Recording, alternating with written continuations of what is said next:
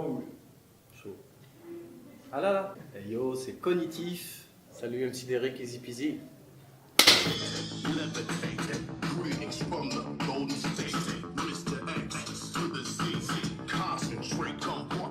Moi c'est Cognitif. Je fais de la musique depuis toujours, mais je fais de l'abstract hip-hop et du trip-hop depuis 5 ans maintenant. J'ai fait 3 albums. Et le dernier s'appelle Soul Food, il est sorti il y a 1 an et demi. Et là je suis en train de travailler sur le prochain.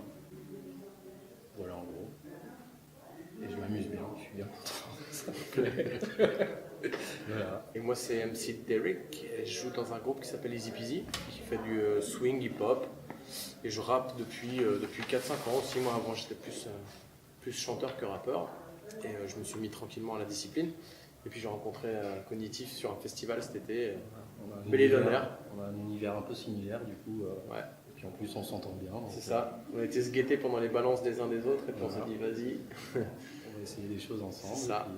Et Et puis voilà. du coup voilà, on a fité sur le festival Belle d'honneur. Je le répète parce que c'est un cool festival. C'est vrai. Le festival où on était en l'occurrence c'était l'été, il faisait beau, il faisait chaud, il y avait de la bière, du rhum. On était un peu bourré. faut le dire.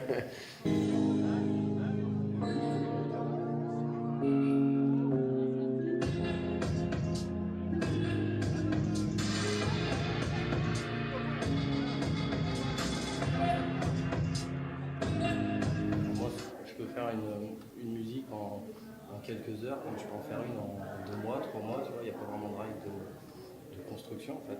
Déjà, ça commence par une grosse recherche de samples, effectivement, alors, sur internet, en vinyle, en diguant, etc.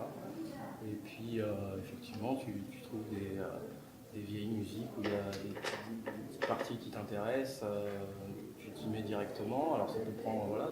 Je rejoins forcément Cognitif là-dessus. Après, c'est une autre construction parce que moi je suis MC, donc du coup j'ai des textes. Donc j'ai toute la procédure d'écrire des textes qui est un peu différente. Ouais, il faut que je trouve un thème qui pour moi parle aux gens et soit adapté aussi à la musique sur laquelle je vais poser. Du coup, moi je vais plus parler d'Easy Peasy en l'occurrence. Avec Easy Peasy, nous on a une construction qui tourne aussi un peu autour des samples, mais on a aussi des musiciens sur scène. Donc du coup c'est une construction qui est un petit peu différente. En gros, il n'y a pas de moment, tu posais la question à quel moment on se dit tiens ça va être un morceau. J'ai l'impression que c'est un processus, tu vois, c'est pas un moment donné, c'est au fur et à mesure de la construction, tu dis tiens ça c'est cool, ah ça en plus c'est encore plus cool, et la somme de tous ces petits éléments là, ça va faire on va se dire ouais ce morceau là dans le set il va être cool, parce qu'il s'agit aussi de le caler ce morceau là avec d'autres morceaux qui sont dans le set, il faut qu'il y ait une cohérence. Donc voilà en gros c'est... nous on prend du kiff à faire ces trucs là, donc du coup quand on a le smile à la fin du morceau on se dit c'est bon on le garde. Puis après, quand tu le joues en live et que tu vois que ça fonctionne, c'est encore mieux. C'est pas dans l'inconnu non plus, dans le sens où voilà, on aime bien nos univers respectifs, donc du coup, ouais, en gros, c'est assez naturel. Quoi. C'est ça, en fait, dès lors qu'on a des musiques qui nous plaisent chez l'un et chez l'autre, on n'est pas complètement dans l'inconnu. Mais c'est vrai que. C'est pas comme si tu vois, il faisait du rock, quoi qu'il en a fait en plus. Ouais, il y a longtemps. Mais enfin, tu vois, il fait de l'électro-swing, moi je fais du hip-hop swing aussi, donc du coup, c'est cohérent. Quoi, tu vois. Ouais, moi j'ai un côté hip-hop dans le groupe de swing. Enfin voilà, on a si tu veux, c'est des grandes familles de musique qui sont assez similaires. Moi, je sais ce que j'aime faire en fait. Tu vois, j'écoute toujours les mêmes influences, toujours les mêmes choses depuis des années et des années. Donc, dans le milieu de l'abstract hip-hop, comme des RGD2, des Chinese Man, des trucs comme ça, tu vois. Et donc moi, c'est vraiment ce qui me plaît. Donc en fait, c'est pas parce qu'il y aura plus de monde qui m'écouteront que je vais changer ma musique pour essayer de m'adapter à peut-être un espèce de plus large public. Pour moi, c'est vraiment pas ma démarche. Je reste vraiment dans mon truc et non, c'est comme ça que je vois les choses un peu. Tu vois, j'ai pas envie de transformer ma musique parce qu'il y a plus de. Pour moi, après, les vues YouTube et tout ça, ça veut pas dire grand chose non plus. Parce qu'effectivement, tu vois, c'est des recommandations de. Est-ce que c'est une cohérence par rapport à. Tu vois, parce que tu as plus de vues qu'un autre, tu vois, enfin, je veux dire. En tout cas, c'est flatteur. Tu vois. Flatteur, Est-ce que ça va engendrer une autre démarche d'approcher ta musique? Je pense pas. Non, en tout cas, pour moi, c'est sûr. Si les gens ils sont là à plusieurs dizaines de milliers, centaines de milliers, millions, c'est quoi, peu importe les chiffres. Des milliards, mec. Milliards. Des milliards, À venir suivre ta musique sur YouTube, ça veut dire que ce que tu as fait de base, sans vouloir forcément qu'il y ait des millions, ça a fonctionné, donc il faut continuer. C'est juste comme tu as fait dès le départ, en fait. C'est ça qui est important. Tu fais déjà du bon son, il faut continuer à faire du bon son, quoi. Ça fait plaisir, mais toi aussi. On essaye. On se fait plaisir avant tout, en fait. C'est vraiment ça. C'est pas juste un discours de façade, on se marre vraiment à faire ce qu'on fait et tant que tu prends du plaisir, tu continues. Puis quand même, je parle pour ma part, puis, toi aussi on est un peu dans un milieu, moi je suis clairement dans un milieu underground, puis toi aussi un petit peu quand même. Et tu vois, tout ce qui est, en tout cas moi je suis content quand j'ai des musiques qui font des vues, mais ça change pas mon rapport à ma musique en tout cas. Moi je préfère le festival dans le sens où je trouve que c'est un peu plus festif. En général quand je joue dans des festivals, je joue un peu plus tard, tu vois. Alors que souvent les salles, je joue assez tôt, ou alors même c'est des premières parties, alors là pour le coup je joue vraiment très tôt, quoi, tu vois. Donc du coup, c'est vrai que quand tu fais des morceaux, que tu vois les gens qui dansent, qui sont ambiancés, tout ça. Ouais, pour le coup, on est encore d'accord, parce que moi je suis plus festival aussi. Après, c'est con de dire je suis plus ceci ou cela, parce qu'en vrai, j'ai passé des super moments dans des salles de concert et tout. Mais ce qui se passe, c'est que dans un festival, déjà, moi j'aime découvrir des groupes de musique. Donc quand tu es dans un festival, il y a plein d'autres groupes de musique. Moi, c'est une première chose, je suis mélomane. Donc au-delà d'être musicien, je suis un mélomane, j'aime bien aller découvrir. Si je suis là ce soir, c'est parce que j'ai découvert Cognitif dans un festival. Donc du coup, on a décidé de taffer ensemble parce qu'on s'est découvert grâce à ce réseau de festivals-là. Et puis au-delà de ça, c'est vrai qu'on a des groupes, nos musiques, effectivement, c'est des musiques qui se jouent un peu tard au festival. Et en festival, quand tu joues vers minuit, 11h, tu vois, c'est le moment où les gens ils commencent à être un peu éméchés tranquillement et la teuf elle commence à battre son plein. Et c'est sûr que quand tu gueules un peu et que tu entends les gens crier parce qu'ils commencent à être bien dans le feu, c'est sûr qu'en festival c'est quelque chose d'assez balèze, quoi. Puis il y a souvent un peu plus de monde aussi en festival, sauf si tu joues dans des fat zéniths, tu vois, ce qu'on n'a pas tous les jours la chance de faire non plus.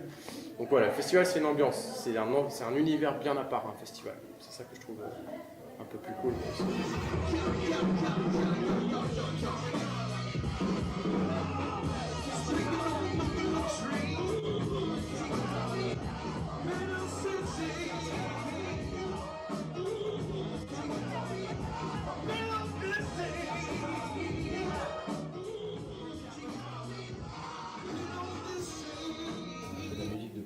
Mais c'est vraiment une passion, je fais du piano et du synthé, et voilà, c'est vraiment ma passion de base, quoi. Alors après j'ai fait des études, machin, j'ai fait des boulots alimentaires, j'ai envie de dire. Et puis au bout d'un moment je me suis dit, voilà, faut essayer, j'ai essayé, donc j'ai eu la chance que ça marche, c'est cool pour le moment, donc c'est bien, en fait, tu vois. Mais je sais pas, faut essayer de sauter le pas, j'en sais rien, je sais pas.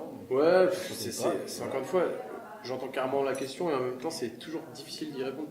Moi, je me rappelle quand même effectivement d'une petite époque où ça a basculé. T'as plusieurs groupes, tu vois.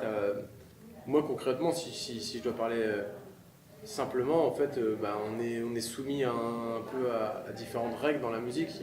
Soit tu passes par la règle du gros buzz où ça va cartonner d'un coup et tout d'un coup tu sais que voilà, ça va pouvoir fonctionner parce qu'on va se tourner vers toi plus facilement. Soit tu passes par toutes les cases, en gros. Plein de projets, plein de collaborations avec plein de gens, et puis tout d'un coup tu te rends compte qu'il y en a de plus en plus et que du coup ça te permet d'engranger de plus en plus de concerts. Et plus tu fais de concerts, plus tu dis je me rapproche peut-être, en fait il s'agit de l'intermittence, quand en gros tu as du statut, machin, tu dis ok, peut-être que ce statut il me permettrait d'arrêter de faire mon taf alimentaire qui me casse un peu les couilles, tu vois, et que du coup grâce à ce statut-là je vais avoir plus de temps encore pour faire de la zik et rencontrer d'autres musiciens. Moi c'est au moment où je me suis dit tiens, je vais commencer à avoir assez de travail dans la musique pour pouvoir arrêter mon boulot qui me fait chier, quoi. C'est ça. C'est de signer des autographes, moi ça me fait toujours marrer en fait. Ouais, c'est marrant ça. C'est une bonne anecdote ça. Je trouve ça marrant parce que moi c'est pareil, je sais pas. Tu sais, tu vois que tu tournes un petit peu, tu vois, mais moi pour ma part je me rends pas compte qu'il y a des gens qui m'écoutent, machin, et que ça fait des millions, j'ai des vidéos qui ont des millions de vues. Et quand je vois des gens qui viennent me voir pour demander soit des photos ou des. Je sais pas, je trouve ça marrant en fait. Ça me fait marrer. C'est une bonne anecdote. Du coup, moi je vais rester sur cette anecdote-là. On a signé un t-shirt il y a pas longtemps ensemble, tu vois, on sait pas pourquoi, la meuf elle vient. C'est là en l'occurrence c'était une meuf, ça aurait pu être n'importe qui, mais Elle arrive et puis elle a un t-shirt qu'elle achète, un t-shirt Easy Peasy qu'elle avait acheté après notre concert. Et puis et il y avait Cognitive qui était à côté. Je dis bah allez, tout le monde, il nous demandait de signer son t-shirt. Donc on était là tous ensemble, on a tous signé son t-shirt. Ça nous fait toujours halluciner parce qu'on n'est pas des rostas, on n'est pas sur télé 7 jours, tu vois. Et du coup, on est un peu idéalisé parce qu'on était sur scène juste avant. Tout d'un coup, on devient un peu, tu vois. Mais c'est particulier à appréhender comme situation et en même temps, c'est super drôle, quoi. C'est toujours hyper positif. Hein. Il n'y a que du bonheur, mais c'est vrai que c'est drôle. C'est marrant. C'est des anecdotes qui se répètent, mais c'est des anecdotes. J'ai toujours du mal à m'y faire, quoi. Ah, moi aussi, oui, clairement. Mais c'est toujours drôle et c'est pas.